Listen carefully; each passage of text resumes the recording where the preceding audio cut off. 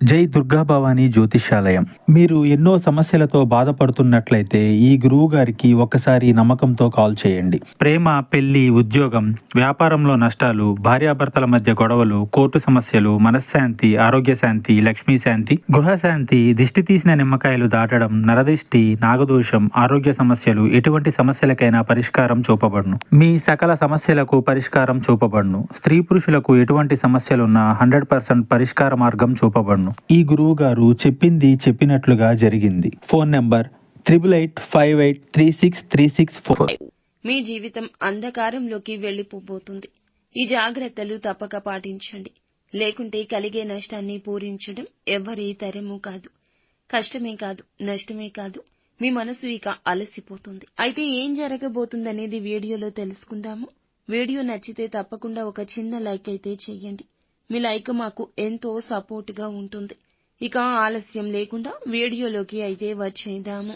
ఈ రోజున 1కి 10 సార్లు ఆలోచించి మాత్రమే జాగ్రత్తలు తీసుకోండి.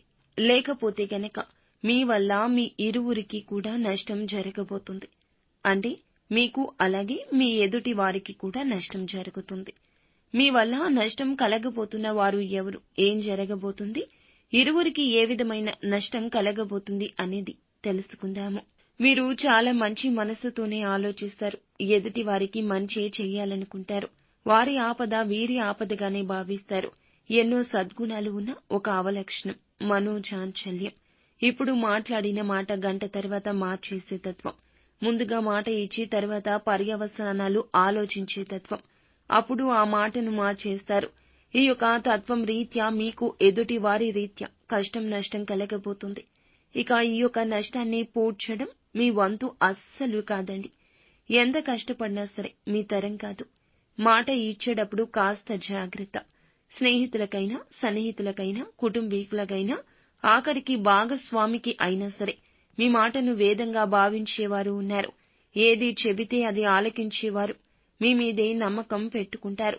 వారు మిమ్మల్ని కష్టం నుండి బయటపడేస్తారనో లేదా కష్టం రాకుండా మిమ్మల్ని కాపాడుతారనో మీ మీద ఆ భారం వేస్తారు. వారి యొక్క ఆపద మీకు తెలియచేస్తారు.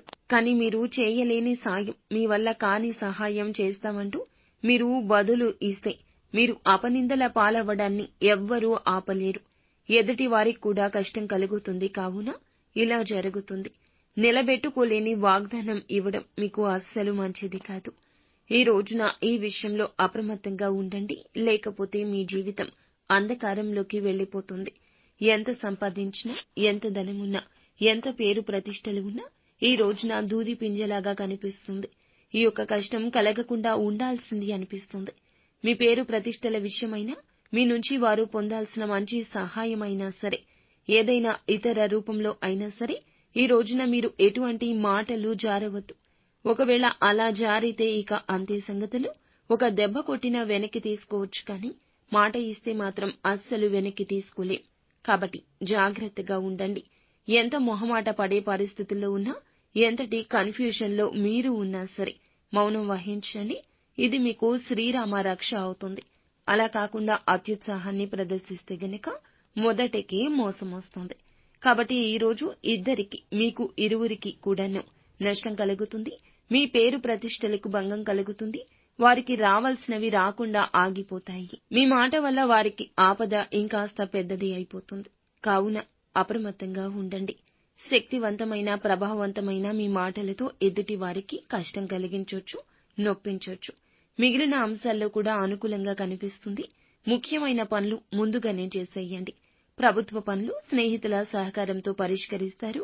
యువత కెరియర్ పై దృష్టి పెడతారు. విజయాలు సాధించే దిశగా అడుగులు వేస్తారు. అనునిత్యం సుబ్రహ్మణ్యేశ్వర స్వామిని ఆరాధించండి.